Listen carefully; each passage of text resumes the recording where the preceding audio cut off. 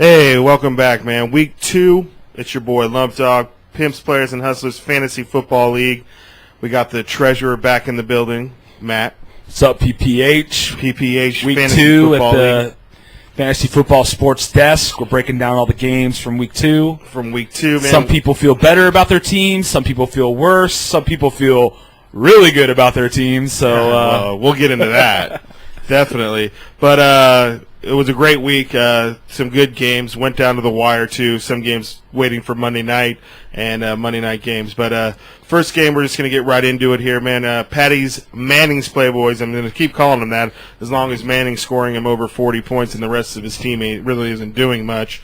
Goes to 2-0, top of the league in first place by points with the other 2-0 teams. He took out Fuck You, 125-95. Fuck You just didn't have enough. Romo with 37, Deshaun Jackson with 20, Keller with 18 led his team. Again, Patty's Playboys, though, man. Manning with 43, Steve Smith chipped in 12, and that's the Steve Smith from Carolina. And then the Steelers defense, 41 points. I mean, Jesus Christ. that's a fourth-round pick. I know, exactly. Hello. I really wouldn't – if I told you that you got 13 combined points from your running backs and 19 combined points from your wide receivers, you would pretty much feel like you took the loss that week. Exactly. But, 43 from Manning and 41 from the Steelers. Pulls out the win. 2-0, that's all that matters. He's matched up against yours truly, Collar Poppin' Pimps, this week, trying to take him out and give him his first loss. But that was a good matchup. What game you got, Bowles? Well, speaking of Collar Poppin' Pimps, we're going to look at that game first with URSO. Ouch. That was a rough game for CPP. Okay, keep it moving now. I think, it breaks down for you with Flacco and Jones-Drew. Fuckhead Flacco, as we're calling him on the boards and on Sundays. They both had pretty rough games. The only bright spot for you was Miles Austin. Continues his streak of 100-yard games at Dallas. URSO, Cutler 45, Packers 20, and that's all it would take to beat 63, as that was 65. Yeah, really. It wasn't much of a matchup week this week, but that's the way it rolls sometimes with fantasy football. Definitely, and I just want to say, still not 100% believer in Cutler just because I had him the last 2 years, which was his obviously his worst years in the league. But I got to give it to him, though, against Dallas's defense. I don't know if Dallas showed their best game, but he got it done, and I'll give props to old Lukey there for picking up old Cuddy late in the draft, and he's actually panning out for him. So things are a mess in Dallas, so it's hard to tell, but so far it appears that Mike Martz and Jay Cutler are match made in heaven. Yes, they're vibing with one another. Okay, so then we're going to get into your game here. Any Given Sunday versus A-Team. Any Given Sunday pulls out the close victory, 102-96. Came down to that Monday night game. If Breeze doesn't complete that pass or that Hartley gets that field goal block, if that goes into overtime and the Saints get the ball in overtime, quite possibly could have been a loss for you. So I was sweating it. I know you were sweating it on Monday night. One of the first times that I can ever remember, I was actually cheering for the Niners. Hey, and we'll take it any way we can. It. Definitely. So A-Team was led by Breeze with 37, Roddy White with 13, the Titans D with 14. Any Given Sunday, Matt Ryan 37, Reggie Wayne 15, and the Jets D 17. So got that 102-96 victory pretty close there. But you know what? You're 1-1. You're in the mix. You're not sitting at 0-2. So I'll take it. Yeah, good win. What's your game? I was overdue for one of those wins, I think. It feels like when it gets close like that, it felt like the last couple times I've really taken the loss for that. Is there a ghost in the house? I don't know. Is there? Anyways, Lotta and Brewdogs. Lotta, or should I say Vince Lombardi, had a great performance from Vic, 43 points, AP 25, and again, that's all it would take is those two players to beat Brewdogs this week as he threw up a 65. Brady came through with 27 for him, but that appears to be the only bright spot for his team right now, as the rest of the team was just lackluster and definitely cost him the victory this week. Hey, Brew Dogs, though, can we wonder why we're not getting any? You're number one on the waiver request, and you don't even have a waiver request, like your team doesn't need help? Or, I mean, do you understand how to put in a waiver request? Do you understand how to find hot players? I mean, it's pretty much put out to you there on the website. They tell you who you might want to be looking at to pick up if you're looking for a receiver, running back, whatever type of help. I mean, you have 2 fucking smartphones. I don't understand why you can't get it. Understand this. I mean, this is 10 years now. 10 years that you've been in the league. You've been one of the original members. I don't understand why you can't understand get a waiver request in, or understand why that isn't an important in fantasy football. But I think that is so important. I think every year there is a player that steps up where you get him off the waiver wire. I think last year was Miles Austin. Definitely. We were talking earlier about the year that I won the championship, which now is back in 04, but Larry Johnson that year when I picked him up off the waiver wire, he ended up helping me go to the championship. I think every year there is that key player that you pick up that kind of propels you deep into the playoffs, and definitely the waiver wire is so important. So both the Hazeltons, man, y'all need to really step up your game and get those waiver requests in, because teams below you shouldn't be getting some of the players. Those players should be helping your team and helping you get out of the bottom of the heap. Yeah, so to speak, pull you out of the slums and help your team. But you know what? Keep doing what you do, and thank you for your $400. Wow. So the last game I got was the weekly winner. So congratulations to the Molly Whoppers, putting up the redonkulous score of 168, taking out the Juggernauts. With he scored enough points to win the game at 124, but 168 is going to win it to you almost every single time. The Schaub-Johnson combo didn't pan out for him week 1, came through huge for him in week 2. 64 from Schaub, 22 from Johnson. What is that? That's what? 86. 86, yeah. 86 points out of 2 players.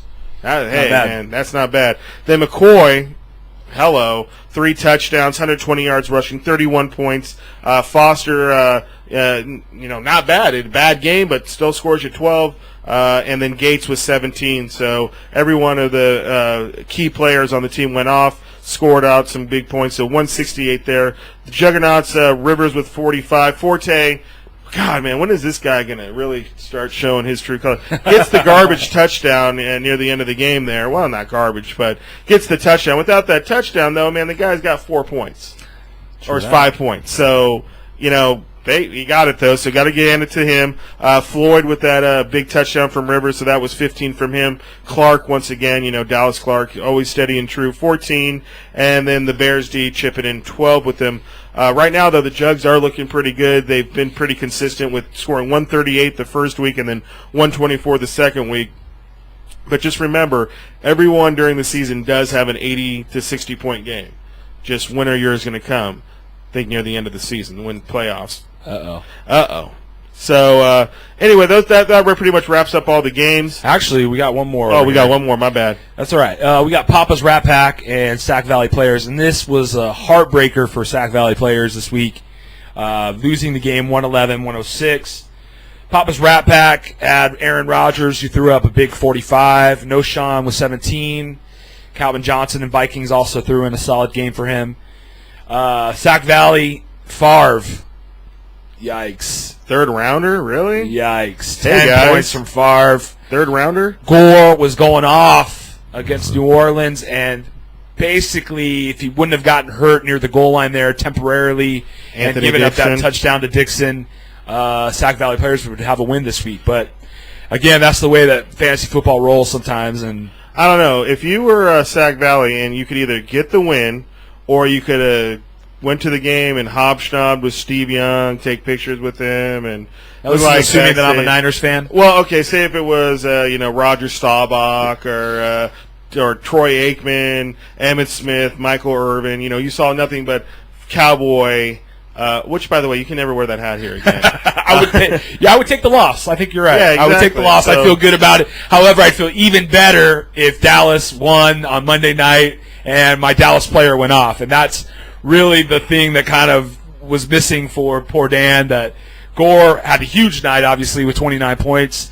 Gets that last man, the Niners should have won that game. I tell you, that was. But a close hey, man, game. he posted up. I didn't expect to wake up the next morning and see Dan and Steve Young, in the 49ers locker room together. That was a good picture. Man, I think it was still. I still think Make-A-Wish Foundation had something to do with that. But anyway, so that pretty much wraps up the games. We do have a major.